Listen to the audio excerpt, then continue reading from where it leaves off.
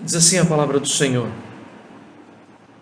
e a graça foi concedida a cada um de nós segundo a proporção do dom de Cristo. Por isso diz: quando ele subiu às alturas, levou cativo o cativeiro e concedeu dons aos homens. Ora, que quer dizer subiu, senão que também havia descido até as regiões inferiores da terra? Aquele que desceu é também o mesmo que subiu acima de todos os céus para encher todas as coisas. E ele mesmo concedeu uns para apóstolos, outros para profetas, outros para evangelistas e outros para pastores e mestres, com vistas ao aperfeiçoamento dos santos, para o desempenho do seu serviço, para a edificação do corpo de Cristo, até que todos cheguemos à unidade da fé e do pleno conhecimento do Filho de Deus, à perfeita varonilidade, à medida da estatura da plenitude de Cristo, para que não mais sejamos como meninos agitados de um lado para o outro e levados ao redor por todo o vento de doutrina, pela artimanha dos homens, pela astúcia com que induzem ao erro. Mas seguindo a verdade em amor, cresçamos em tudo naquele que é a cabeça, Cristo, de quem todo o corpo bem ajustado e consolidado pelo auxílio de toda junta, segundo a justa cooperação de cada parte, efetua o seu próprio aumento para a edificação de si mesmo em amor. Amém. Oremos ao Senhor. Ó Pai de amor, abre os nossos corações para ouvirmos a Tua santa voz. Livra-nos, Senhor, das garras do inimigo de nossas almas. E glorifica o nome de Jesus em nossas vidas nessa noite. Nós assim te oramos em Cristo. Amém.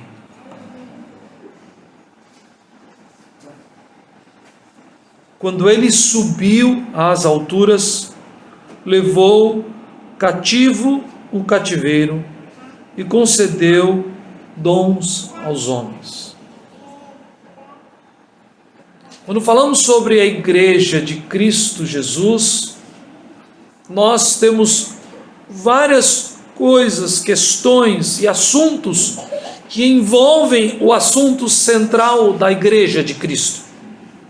Quando falamos sobre a plantação de igrejas, encontramos nos nossos dias diversos livros de diversos autores, de diversas épocas, falando sobre a plantação de novas igrejas, sobre o trabalho de missões, sobre o avanço do reino, plantação, revitalização, termos que já há algum tempo se tornaram extremamente, entre aspas, relevantes e contemporâneos.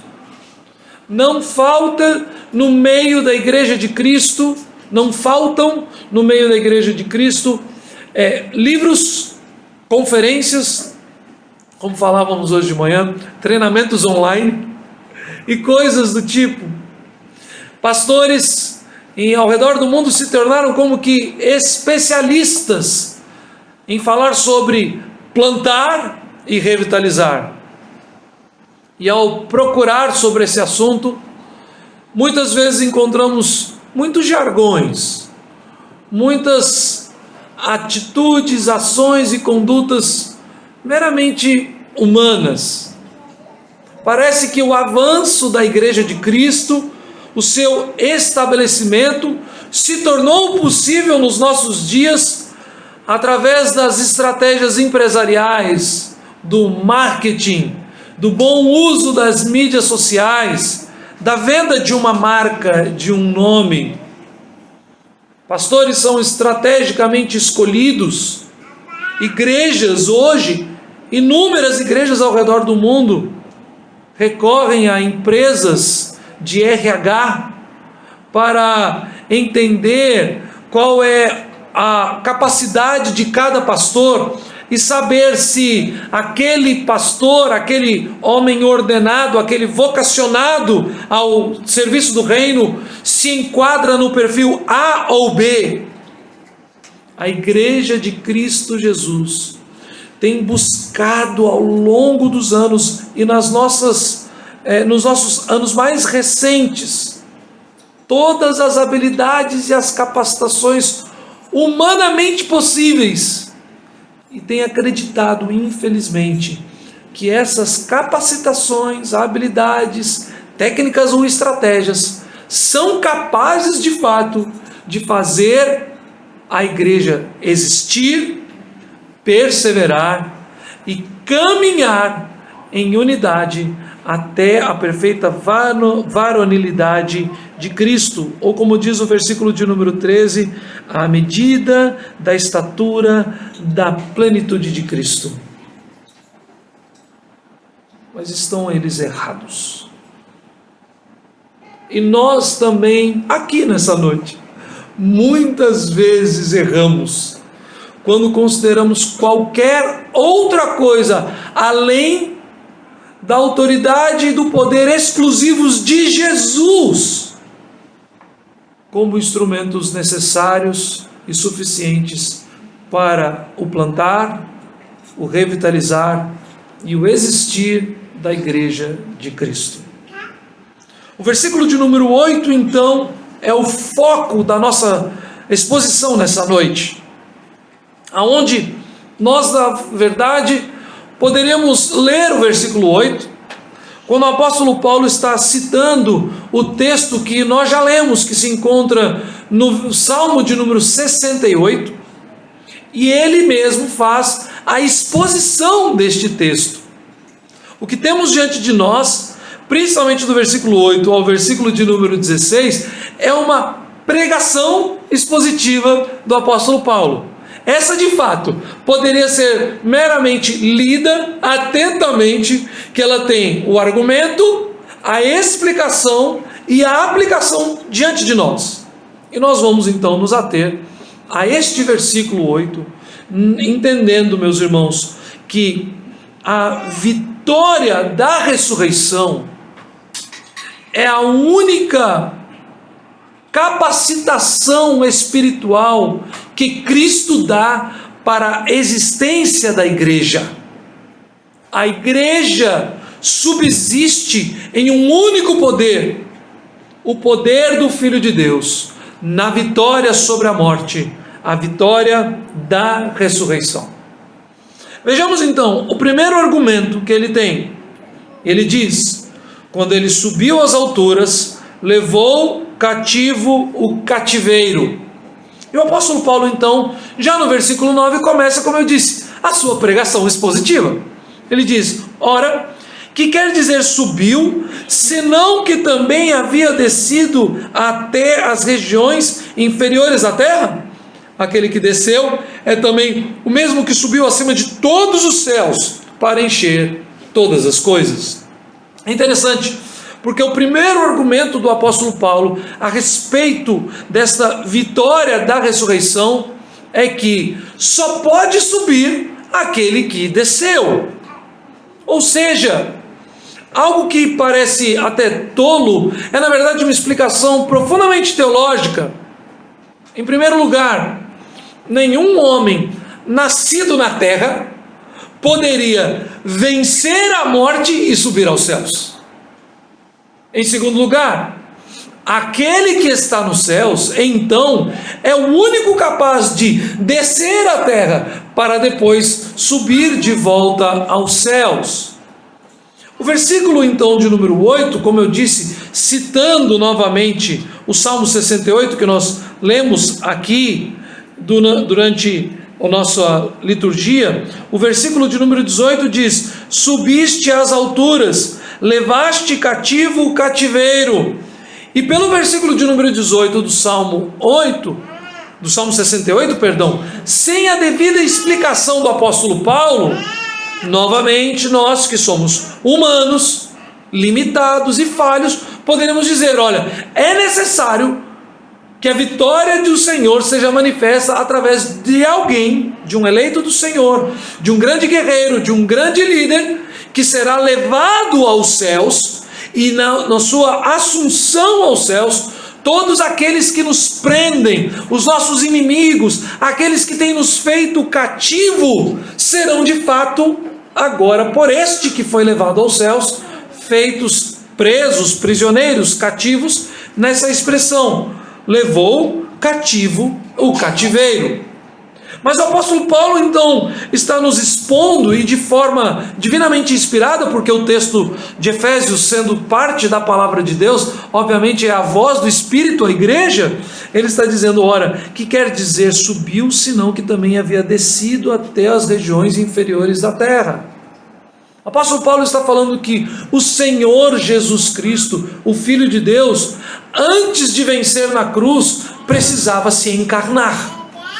Era necessário que o Messias abrisse mão de sua glória e majestade, sendo ele igual a Deus, se esvaziasse e se humilhasse, fazendo-se em forma de servo. E esse é o texto, na verdade, que o apóstolo Paulo nos ensina na sua carta aos Filipenses, no capítulo de número 2. A primeira coisa que nós temos então aqui diante de nós, meus irmãos, é que a vitória da ressurreição se dá através da encarnação, para que a igreja de Cristo possa ser plantada, para que nós possamos ver o reino se expandir, para que nós possamos investir e avançar em missões. As igrejas que estão fragilizadas e precisam de revitalização, o primeiro argumento é este: o Senhor Deus, na pessoa do seu Filho Jesus, se fez homem e habitou entre nós.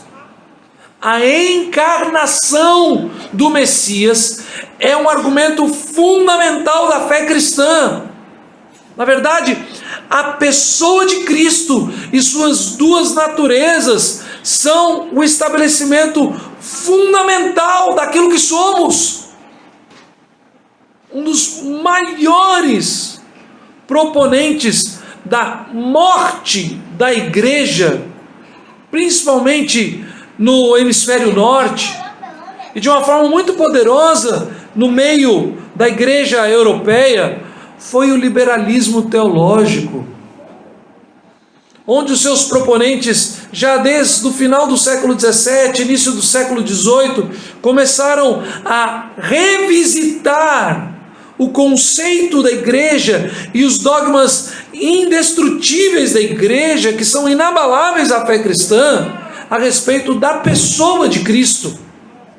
Lembro-me que, conversando alguns anos atrás com um amigo, ele falando sobre o seu irmão, ou seja, dois irmãos em Cristo, ou um irmão em Cristo, seus dois irmãos que foram criados comigo, que são meus amigos, e então este que é crente falou assim, perguntei, como é que vai seu irmão? Ele disse assim, ele abandonou totalmente a fé cristã, por mais que continue na igreja, membro da igreja, participante dos trabalhos da igreja, toma a ceia livremente na sua igreja, mas afirma claramente que crê em Jesus, mas que o Jesus que veio na terra era um homem, que ele era Deus na eternidade, mas que ele não podia ser Deus na terra, e ele deixou de ser Deus para ser somente homem.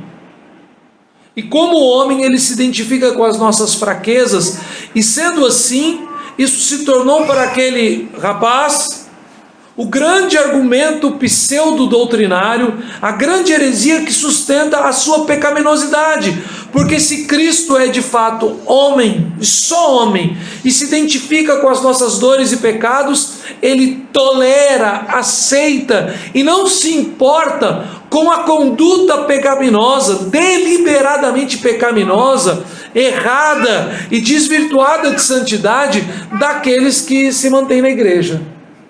Então a afirmação deste homem se tornou a seguinte: eu posso ser membro da igreja, sim.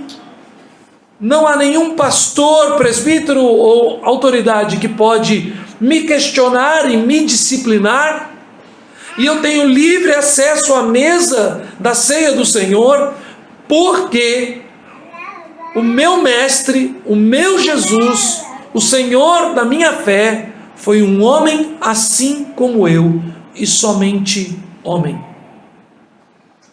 Este é o caminho que tem destruído a igreja ao redor do mundo por muitos e muitos séculos. Este é o grande ataque de Satanás contra Jesus e a sua igreja desde o primeiro século da era cristã, desde os dias dos apóstolos. Colocar uma dúvida, uma semente de questionamento a respeito de quem de fato é Jesus. E Paulo está dizendo: só um pode ser aquele que leva cativo o cativeiro. O que subiu é o que desceu. O que se encarnou é o que morreu. E o que morreu é o que ressuscitou. Para que haja vitória da cruz, para que nós tenhamos acesso à vitória da ressurreição, é necessário que Deus, na pessoa do Filho, se encarne.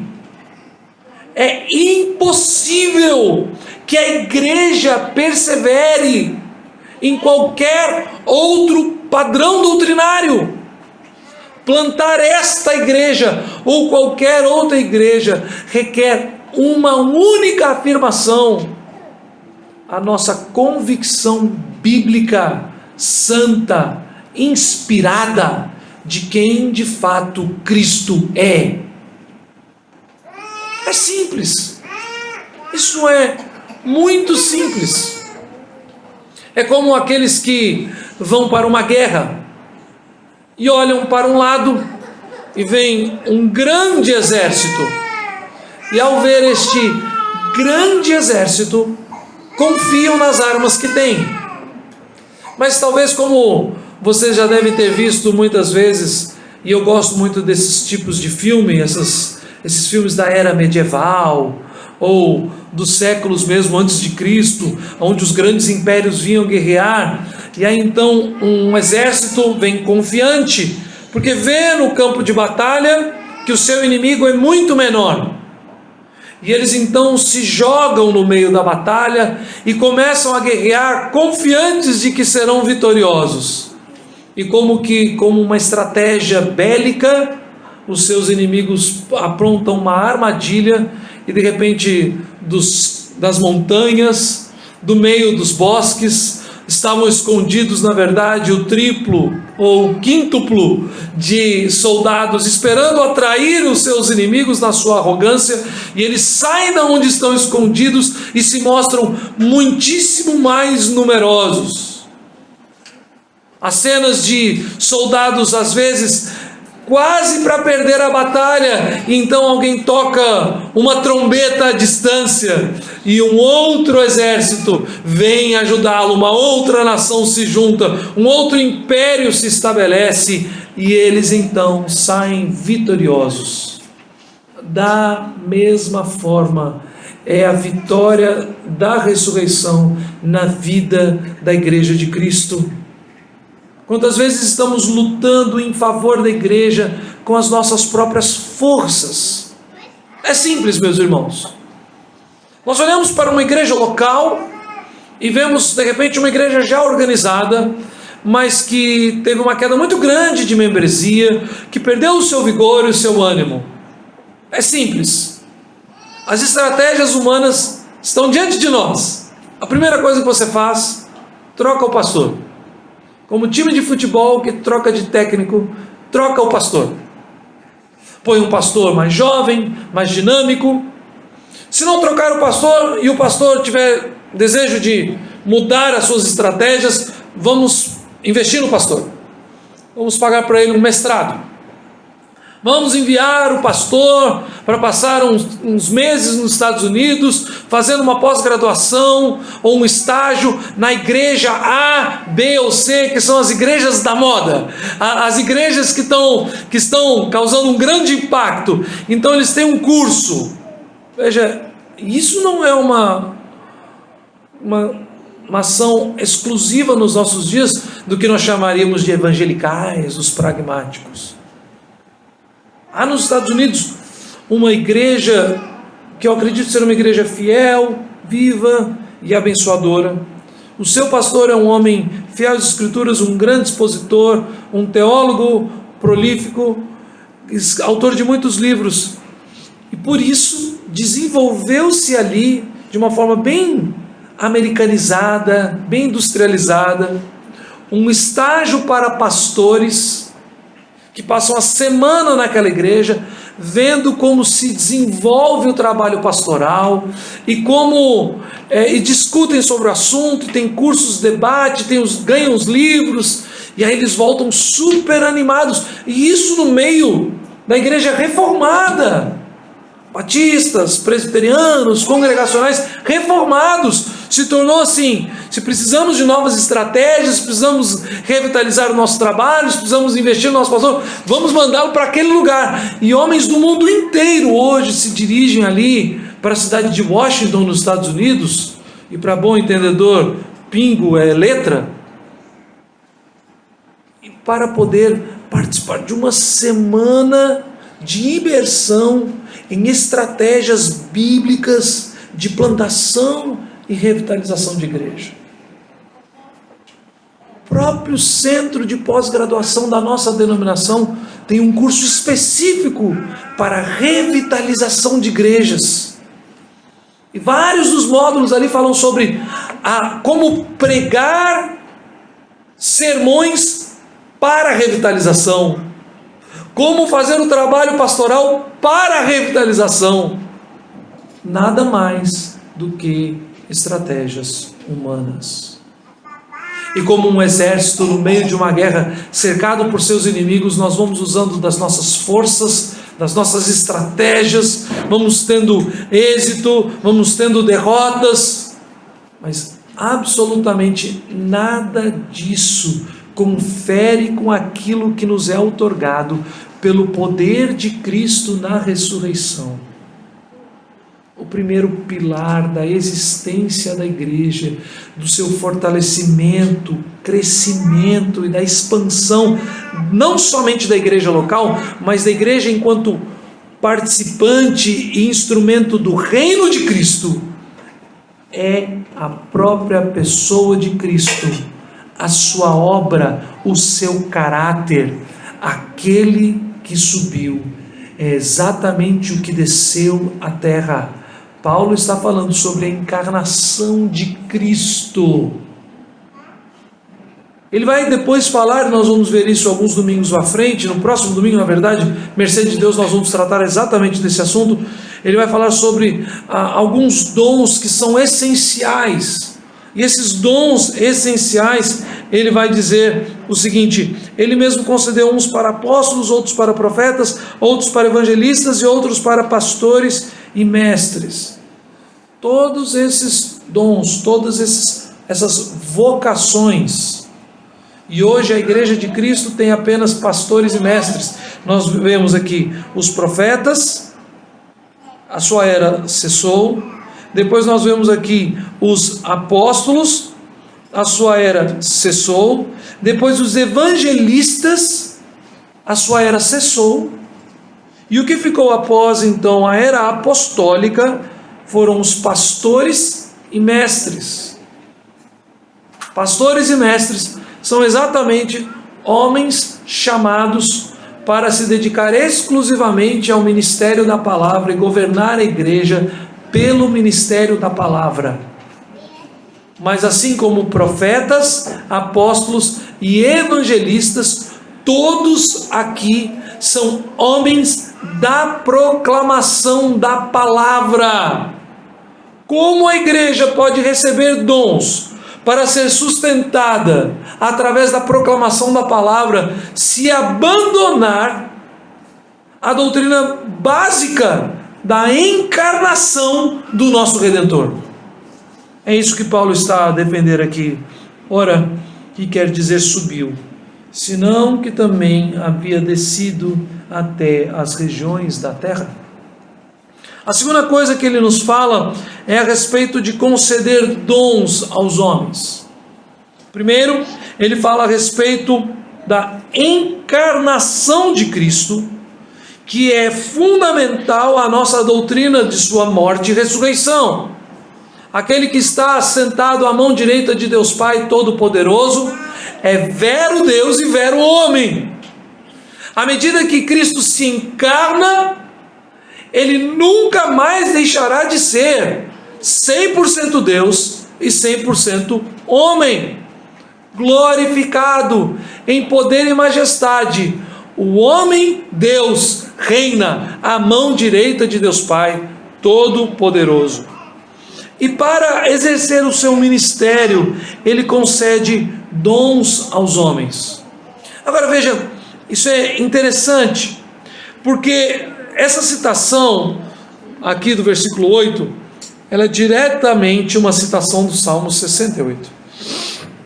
E no versículo 18 do Salmo 68, nós lemos assim: subiste às alturas, levaste cativo o cativeiro, recebeste homens por dádivas. Aqui, na nossa leitura inicial, nós temos que o apóstolo Paulo está dizendo que quando Jesus ressuscitou e subiu ao céu e foi entronizado em glória, então ele derramou dádivas aos homens. Mas o que Davi está profetizando no Salmo de número 68 é que, na verdade, quando Jesus ressuscitou e subiu ao céu e foi entronizado em glória, ele recebeu do Pai presentes, dádivas. E essas dádivas que ele recebeu foram os eleitos de Deus, recebeu homens. Cristo ressuscitou em glória e majestade, e na vitória da ressurreição, o seu presente, o seu despojo, os tesouros que lhes foram concedidos, tendo ele vencido tão grandiosa vitória, foi que o Pai lhe deu um povo. Deus deu ao Filho um povo para ser seu. Isso nos fica ainda mais claro, meus irmãos, quando voltamos ao texto de Isaías 53, texto que nós lemos na manhã de hoje. Abram lá comigo, Isaías, capítulo de número 53.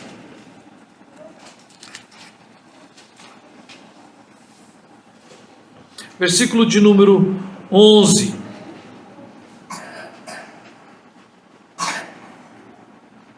Ele verá o fruto do penoso trabalho da sua alma e ficará satisfeito. O meu servo, o justo, com o seu conhecimento justificará a muitos, porque as iniquidades deles levará sobre si. Por isso, eu lhe darei muitos como a sua parte, e com os poderosos repartirá ele o despojo, porquanto derramou a sua alma na morte. Foi contado com os transgressores, contudo levou sobre si o pecado de muitos, e pelos transgressores intercedeu. Isaías está dizendo que o fruto do penoso trabalho de Cristo Jesus em nosso favor será recompensado com uma grande dádiva de Deus a ele, que os eleitos de Deus em Cristo Jesus serão seus, seu povo, seus servos. Ele verá então o fruto do penoso trabalho e ficará satisfeito. Ele justificará a muitos, e eu lhe darei muitos como sua parte. Aqui então, cabe a nós, olhando a forma como o apóstolo Paulo escolhe registrar o Salmo de número 68, aqui no versículo 8 da carta aos Efésios, entender que há uma verdade em dois momentos, a mesma verdade em seus dois lados.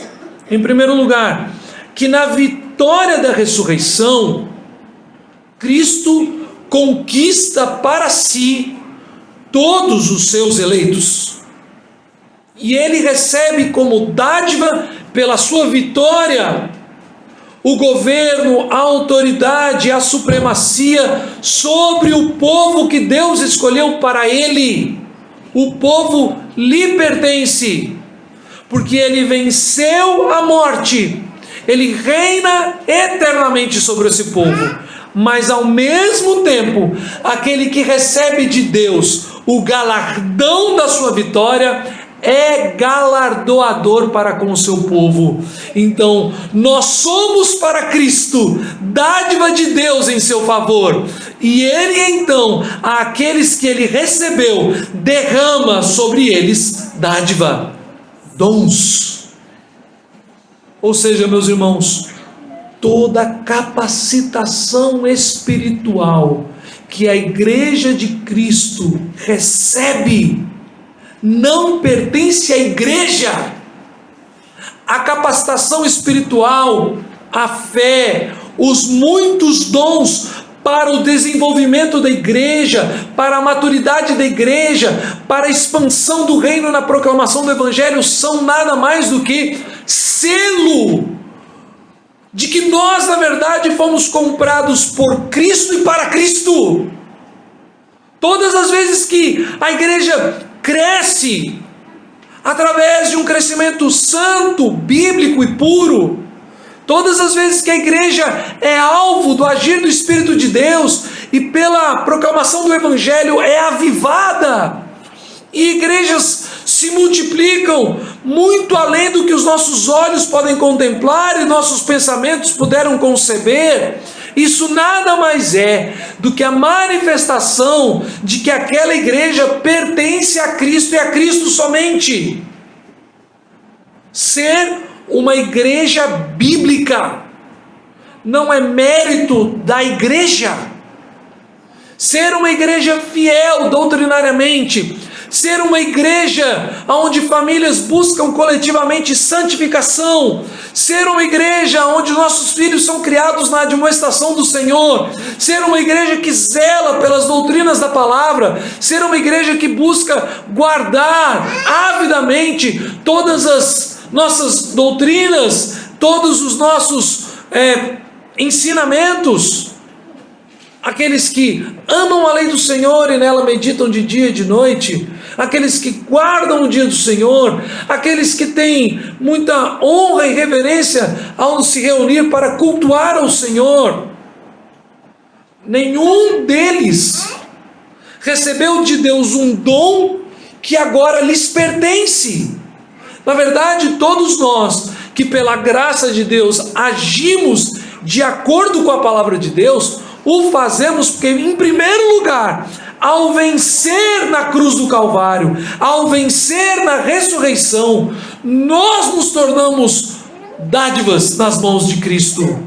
E em segundo lugar, aqueles que foram entregues pelo Pai a Cristo, então Cristo os capacita com o seu Espírito para desenvolverem os seus dons para a edificação da igreja de Cristo.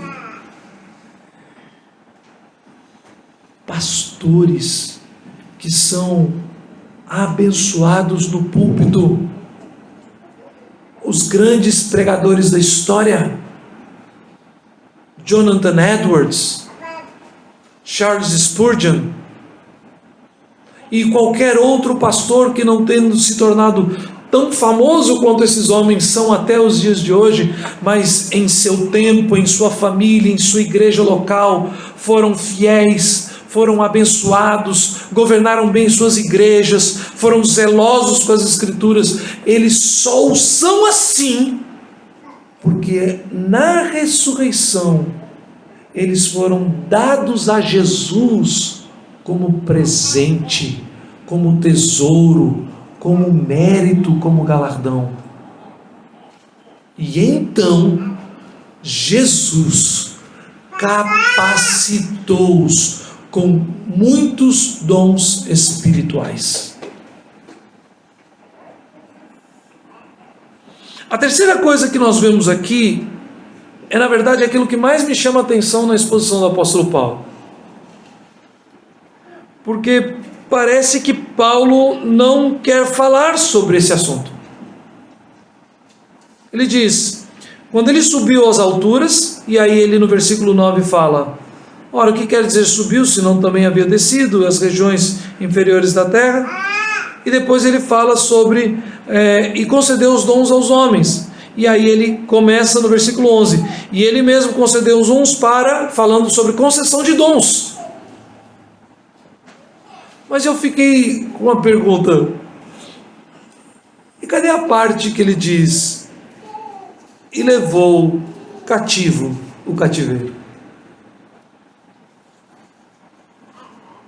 A primeira coisa que nós vimos então, é que é fundamental a vida da Igreja de Cristo, e na história da vitória da redenção, da vitória da ressurreição, não podemos falar sobre ressurreição sem encarnação, e não podemos exaltar o Rei vitorioso, que não é o Deus homem. A segunda coisa que nós falamos é que aquele que foi vitorioso na ressurreição, na verdade, mais do que conceder dons aos homens, ele primeiro recebe de Deus um povo eleito para governar sobre eles, e então derrama sobre eles dons e manifesta a sua presença e seu poder no seu meio. Mas a terceira coisa que nós vemos, que quando ele faz isso, não somente a Igreja de Cristo é salva e resgatada, mas os inimigos de Cristo são destruídos. A vitória da ressurreição é vitória para os que estão em Cristo, mas é juízo e destruição para os que se levantam contra ele. E ele diz então, quando ele subiu às alturas, levou o cativo o cativeiro. O Salmo de número 68, na verdade o rei Davi está fazendo também uma consideração direta a respeito de um texto que já se encontrava anteriormente nas Escrituras, no livro dos Juízes, capítulo de número 5, o versículo 12, a citação poética de Davi, divinamente inspirado, no Salmo 68, ela faz referência a um outro cântico inspirado, e este, o cântico de Débora, Juízes 5, 12, e neste cântico o texto nos diz, desperta Débora, desperta, desperta, acorda, entoa um cântico, levanta-te Baraque, e leva presos os que te prenderam, tu, filho de Abinoão. Aqui o termo é o mesmo termo, a mesma expressão que se encontra no capítulo de número, no Salmo de número 68, é a mesma expressão, só que no Salmo 68 fala sobre levar cativo o cativeiro, e aqui a tradução para a língua portuguesa, eles escolheram uma nova tradução, que é levar presos os que te prenderam tu. Quando o Senhor Jesus Cristo vence na ressurreição, todos aqueles que nos aprisionavam, agora são aprisionados. E obviamente, quem são aqueles que nos prendiam? Ou quem é aquele que tinha debaixo do seu governo aprisionados os eleitos de Deus por certo tempo? Nós vemos em primeiro lugar, o texto que nós conhecemos está nessa carta, Efésios capítulo 2, dizendo, entre os quais todos, versículo de número 3, entre os quais também todos nós andamos outrora, segundo as inclinações da nossa carne, fazendo as vontades da carne e dos pensamentos, e éramos por natureza filhos da ira, como também os demais. Mas o versículo de número 2 nos diz ainda mais, nos quais andastes outrora, segundo o curso deste mundo, segundo o príncipe da potestade do ar, o espírito que agora atua nos filhos da desobediência. Sem Cristo estávamos escravizados, cativos a Satanás.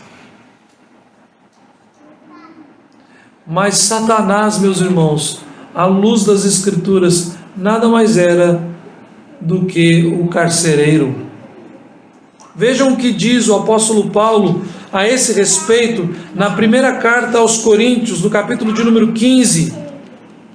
Abram lá comigo.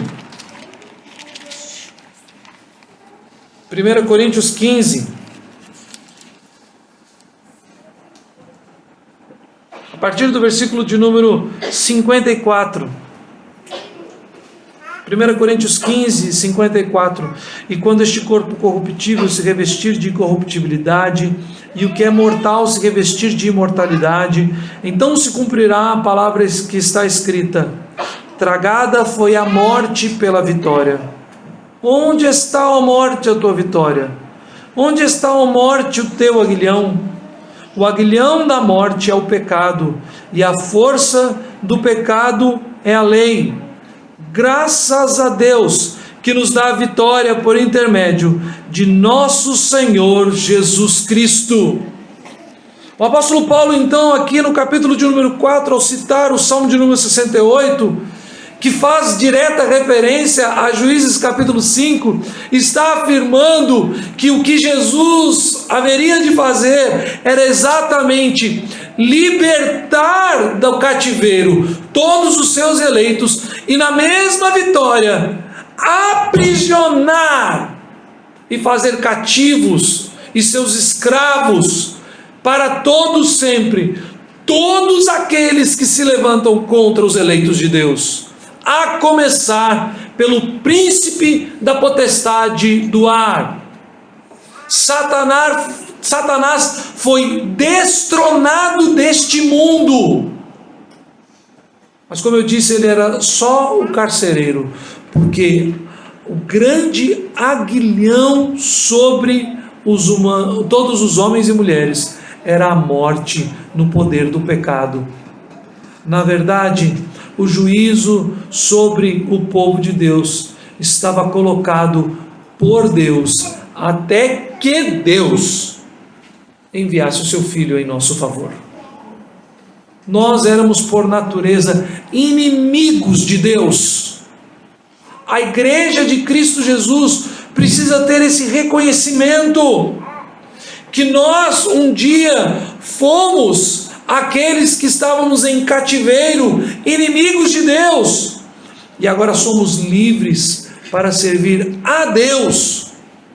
Os que nos impediam, os que nos escravizavam, aquele que governava sobre nós em maldade, em ódio, em desamor, foi aniquilado, foi preso, foi destruído, e todos aqueles que lhe servem se encontram hoje debaixo do juízo de Deus.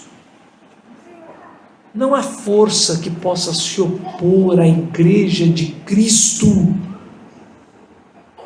Não há quem possa impedir o agir da igreja de Cristo e de Cristo na igreja. Não há quem tenha condição de se levantar e de fazer mal à igreja e lhe destruir. Todos eles estão em cativeiro, escravizados. Os que nos escravizavam agora estão escravizados. Satanás não tem autoridade sobre nossas vidas. Mas vejam, Deus tem. E quando a igreja então enfrenta problemas, sofrimentos, e muitas vezes, quando a verdadeira igreja de Cristo Jesus os enfrenta, e aparentemente em uma era, em uma sociedade, em uma cultura, parece que essa igreja está diminuindo, nada mais é do que o Senhor Jesus julgando, limpando, purificando e naquela geração levando cativos aqueles que se dizem seus, mas não o são. Olhem para a história da igreja. A verdadeira igreja de Jesus, quando perseguida, caçada, oprimida pelos governantes deste mundo, que servem ainda o príncipe da potestade do ar, ela não encolhe, ela cresce.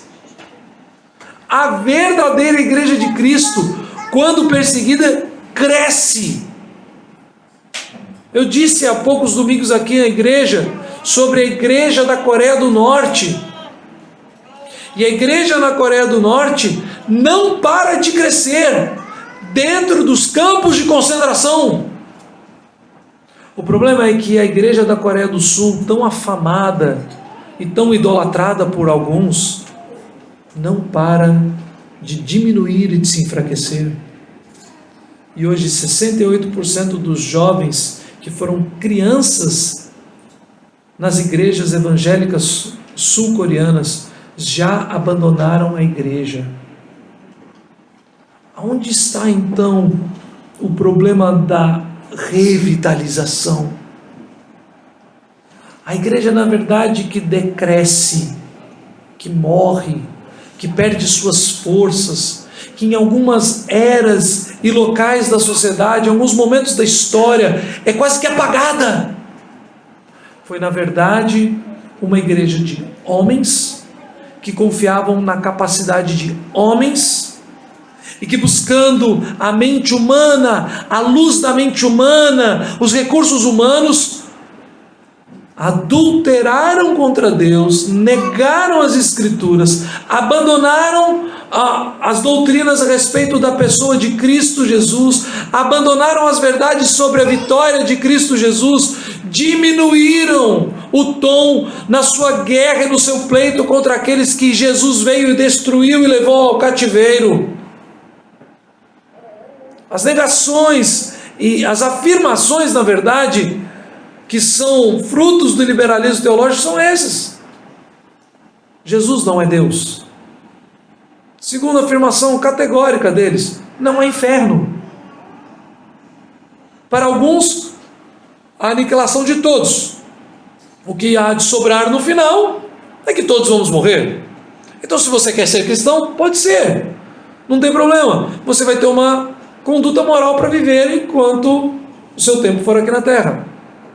Para outros, universalismo. Sim, você pode ser cristão, isso é muito belo, isso é muito bonito, mas no final, cristãos, budistas, muçulmanos, qualquer um será salvo. Não haverá inferno para ninguém. Satanás é uma figura que foi criada pela tradição da igreja, é um tipo de posição moralista para tentar segurar seus ímpetos. Não. Cristo, na verdade, ele não se encarnou.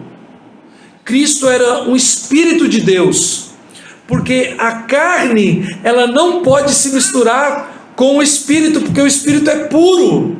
Então aquilo que nós fazemos na carne não tem qualquer problema. Você pode ser um alcoólatra, você pode ser um adúltero, você pode ser um viciado em pornografia, você pode escolher usar a sua sexualidade, a sua moralidade do jeito que você bem entender, não tem problema, contanto que você desenvolva práticas religiosas espirituais. São essas as falácias de Satanás no meio da igreja em todas as eras, e todas as vezes que a igreja acolheu estas afirmações como verdades e abandonou os seus dogmas bíblicos e os trocou pela mentira deste mundo, ela foi destruída, e aquele que foi levado cativo voltou a ser o cativeiro na vida da igreja. A igreja de Cristo Jesus, quando perseguida e afrontada, ela cresce, mas a igreja de Cristo Jesus, quando abandona a Cristo e a sua palavra, sim, ela pode morrer. Não a igreja invisível, não o corpo de Cristo e não o reino, mas igrejas locais podem sim fechar as portas. Isso não há dúvida. Meus irmãos, O que o apóstolo Paulo está nos dizendo então, nesses 3 argumentos, é a vocação que nós temos para nos mantermos firmes naquilo que é mais essencial e básico da fé cristã. Primeiro, que o Filho de Deus se encarnou para sofrer em nosso lugar e ser vitorioso em sua ressurreição. Segundo, que o povo de Deus, que hoje é a igreja de Cristo, foi conquistada por Jesus em sua obra vicária no Calvário. E todos aqueles que recebem de Cristo dons para o serviço da igreja, na verdade os recebem porque eles pertencem a Cristo, porque são eles a dádiva de Cristo conquistada na cruz. Em terceiro lugar, que os inimigos da igreja de Cristo foram todos destruídos na vitória da ressurreição. E a igreja então perseguida, afligida, afrontada, se permanece em sua fé genuína e bíblica, ela jamais acabará, muito pelo contrário. Nós temos visto o testemunho de Cristo na história. A igreja só prosperará. Assim como Cristo prosperou nas mãos do Pai, em sua encarnação, em seu sofrimento, em sua morte, em sua ressurreição, a igreja de Cristo agora prospera em Cristo. E nós que somos as dádivas de Cristo, recebemos de Jesus todas as suas dádivas. Não devemos então temer aqueles que nos opõem, mas devemos ser zelosos diante daquilo que cremos e afirmamos. Não devemos nos preocupar com as muitas leis dos governantes que se opõem aos cristãos, mas devemos, na verdade, nos preocupar com falsas teologias que dia após dia se levantam no meio da igreja de Cristo. Não devemos temer o dia de amanhã, mas devemos em Cristo, na sua palavra, continuar perseverando. O homem Deus, o Deus homem, o Cristo redivivo, reina sobre nós, pois ele subiu às alturas, levou o cativo o cativeiro e concedeu dons aos homens. Amém.